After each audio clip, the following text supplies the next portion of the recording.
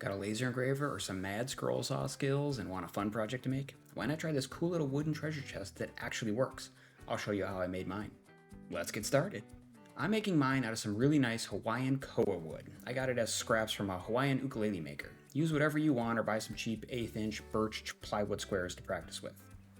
If you're using 1/8 inch birch, you won't need to plane it down. For the rest of us, a few trips through the planer brings us down to 1/8 inch thickness. The planer makes quick work and produces a very smooth surface. I do all of my laser engraving and cutting work in CorelDRAW. This treasure chest design was made a while ago, so all I really need to do is arrange all of the pieces to fit the size of the piece of koa that I'm using. If you're new to all of this, note that the red and black colors here aren't for the laser engraver at all.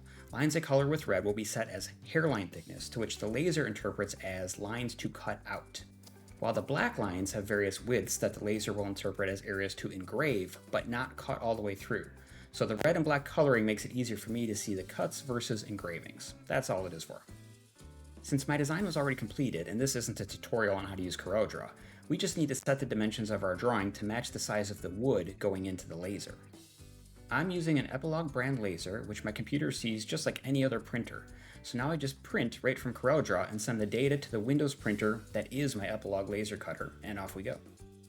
I now need to prep my slice of koa. Normally I would use transfer paper, which is like a giant roll of slightly sticky paper tape. It's used in the vinyl sign world, but works great for protecting the wood. As I'm out of transfer paper right now, I'll use some of this overpriced blue painter's tape. The point of the tape or transfer paper is to keep the wood from taking on a bunch of smoke and burn marks while it gets cut and engraved. Regardless of using tape or transfer paper, you just stick it on and then use a squeegee or a putty knife to really stick it on and get the air bubbles out. You'll want to avoid overlapping the tape joints, as that creates a thicker area, which will make those areas engrave differently and might be noticeable in the final product.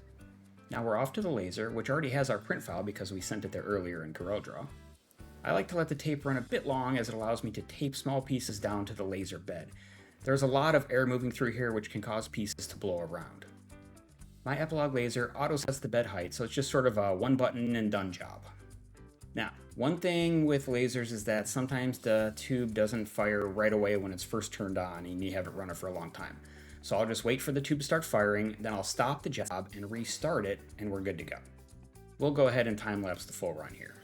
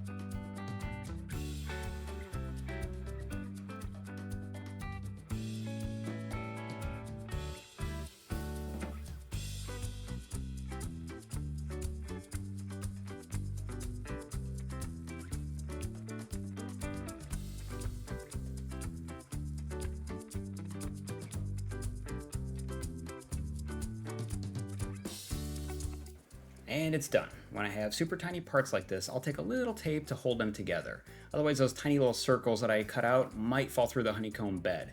That's also why I often print extras of those super tiny parts, sometimes lose a few in there.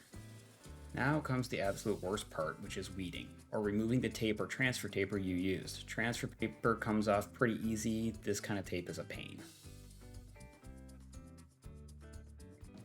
Sometimes you need to call in an extra set of hands for some backup.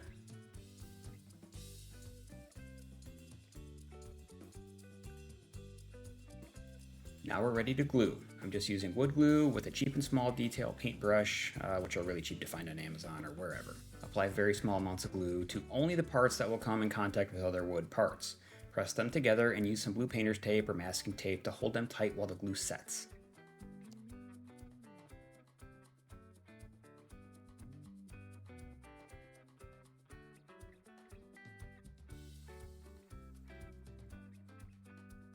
Little bits that make up the hinges have small holes I designed to fit a standard round toothpick. Using a wire cutter, I trimmed the toothpick to size, insert it, and then glue caps on the ends so that the toothpick doesn't fall out.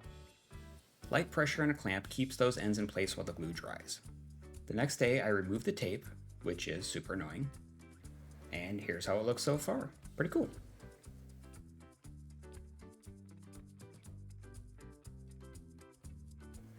I'm going to finish mine with some Danish wood oil and a foam brush. Apply some on and then wipe the excess off. I let the oil set up overnight and it's all done. It's a functional treasure box that could be used to hold your jewelry, maybe even a ring box if you're going to propose to someone, or just a place to stash, whatever you want to stash. It also makes a great gift. Let me know what you think of this in the comments, and please like and subscribe, it really does help.